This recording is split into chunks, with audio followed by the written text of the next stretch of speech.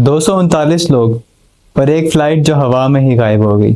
Flight MH370 کی سب سے بڑی mystery. It is the greatest mystery in aviation history. At 1:21 a.m., the plane vanished. A decade later, the search continues.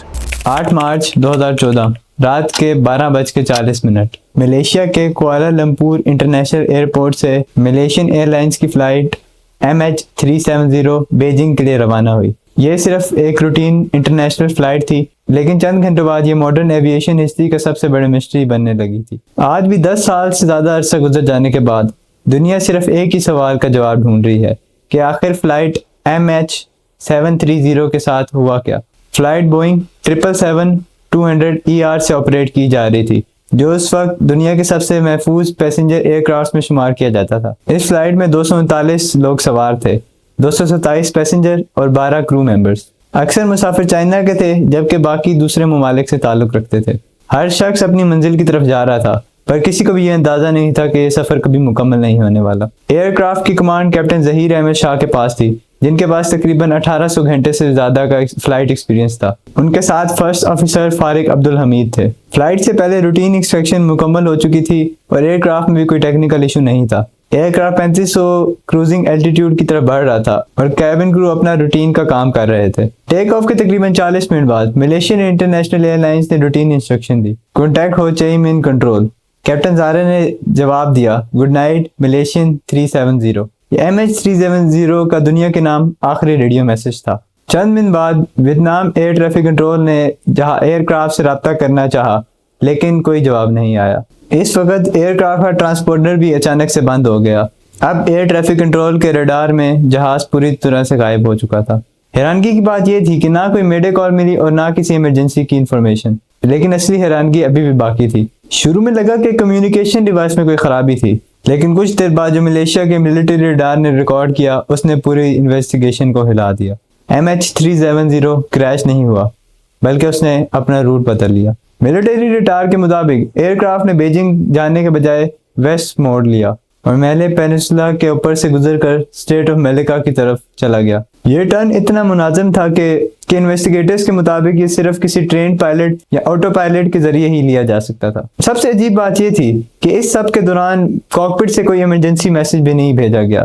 کسی نے نہیں بتایا کہ ایئر کرافٹ اپنے روٹ سے کیوں بدل گیا ہے۔ کچھ دیر بعد ایئر کرافٹ ملٹری ریڈار کی رینج سے بھی باہر چلا گیا۔ ٹرانسپونڈر بند ہونے کے باوجود بھی ایئر کرافٹ نے سیٹلائٹ سے کمیونیکیشن جاری رکھی۔ ایئر کرافٹ اور سیٹلائٹ کے درمیان ہر گھنٹے الیکٹرک سگنل ایکسچینج ہوئے، جنہیں سیٹلائٹ ہینڈ شیک کہا جاتا ہے۔ یہ سگنل ایئر کرافٹ کی ایگزیکٹ لوکیشن تو نہیں بتاتا، پر اس سے ایک بات ضرور ثابت ہوتی ہے کہ ایئر کرافٹ کی کمیونیکیشن کٹنے کے بعد بھی کافی دیر تک وہ ہوا میں پرواز کرتا رہا۔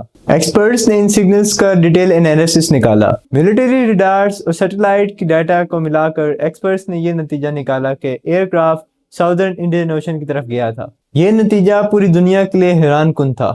سرچ آپریشن کو فوراً ساؤتھ چائنا سی سے ہزاروں کلومیٹر دور شفٹ کرنا پڑا۔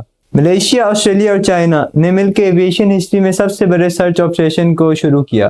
اس میں ships, under water drones, sonar system اور جدید ٹیکنالوجی کا استعمال کر کے سمندر کی گہرائیوں تک سکین کیا گیا۔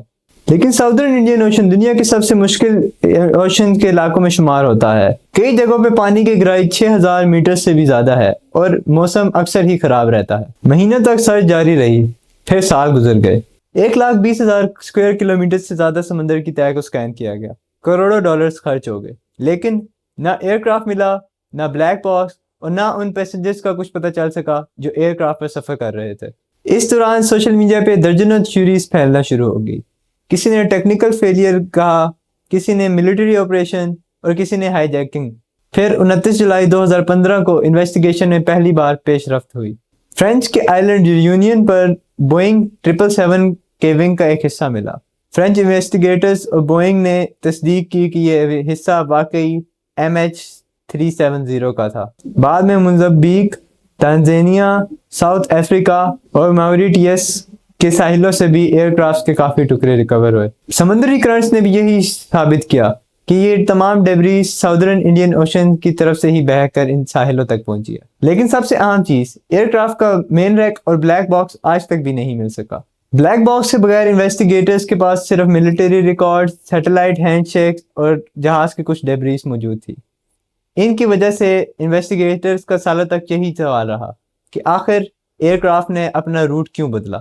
سب سے پہلی اور سب سے زیادہ ڈسکس ہونے والی تھیوری کیپٹن زار احمد شاہ کے مطابق تھی۔ انویسٹیگیشنز میں دیکھا جا سکتا تھا کہ ایئر کرافٹ نے جو ٹرن لیا تھا وہ بہت کنٹرول تھا، یہ صرف ایک ایکسپیرینس پائلٹ یا آٹو پائلٹ ہی لے سکتا ہے۔ اس لیے انویسٹیگیٹرز نے ان کی پرسنل لائف، ان کے فائنینشیل ہسٹری، ان کے کال ریکارڈز اور تمام چیزوں کا جائزہ لیا، اور ان کے گھر موجود فلائٹ سیمولیٹر کا بھی ڈیٹیل سے جائزہ لیا گیا۔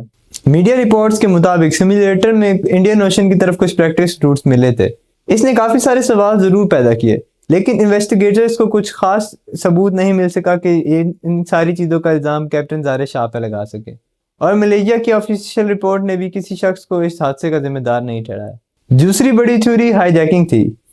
ایئر کرافٹ کا روٹ بدلنا اور کمیونیکیشنز کا کٹ ہو جانا اس تھیوری کے حق میں ضرور تھا، لیکن انویسٹیگیشنز کے مطابق کسی پیسنجر یا کریو ممبر کا کسی بھی ٹیررسٹ یا ایکسٹریمسٹ آرگنزم کے ساتھ کوئی تعلق نہیں تھا۔ شروع میں 2 ایرانی پیسنجرز کے فیک پاسپورٹ نے دنیا کی نظر ضرور حاصل کی، لیکن انٹرپول نے تصدیق کی کہ وہ صرف یورپ میں اسائلم حاصل کرنا چاہتے تھے، اور ان کا کسی بھی ٹیررزم یا ٹیررسٹ آرگنزم کے ساتھ کوئی تعلق نہیں تھا۔ ممکن تھا کہ الیکٹریکل فائر یا اسموک کی وجہ سے پائلٹس کمیونیکیشن نہ کر سکے اور ایئر کرافٹ آٹو پائلٹ پہ چلتا رہا، لیکن اس تھیوری کا ایک مسئلہ بھی تھا۔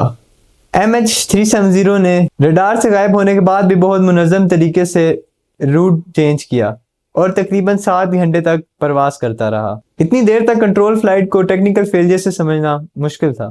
سیٹلائٹ ڈیٹا انویسٹیگیشنز کے مطابق جہاز نے تقریباً 7 گھنٹے تک پرواز کی، اور فیول ختم ہو جانے کی وجہ سے دونوں انجن بند ہو گئے۔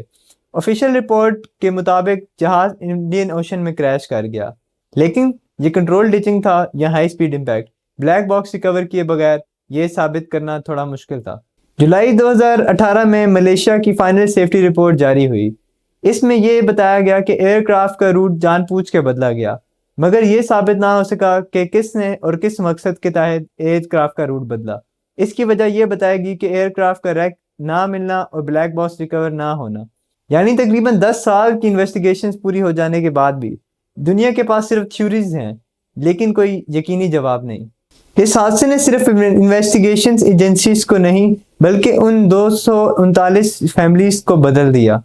کسی کو اپنے والد کا انتظار تھا، کسی کو اپنی بیوی کا، کسی کو اپنے بچے کا، پر سب سے دردناک بات یہ ہے کہ ان لوگوں کو اپنے پیاروں کی ڈیڈ باڈیز بھی نہ مل سکی، اور نہ ہی ان کے انجام کے بارے میں پتہ چل سکا۔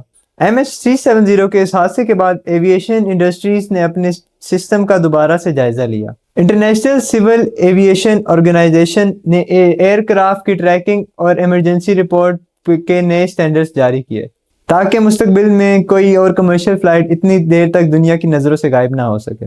ایئر لائنز نے سیٹلائٹ ٹریکنگ اور ریئل ٹائم مانیٹرنگ کے سسٹم میں بہتری کرنا شروع کی، لیکن ان تمام ترقیوں کے باوجود آج بھی ایک سوال پیدا ہوتا ہے، آخر MH370 کے ساتھ ہوا کیا؟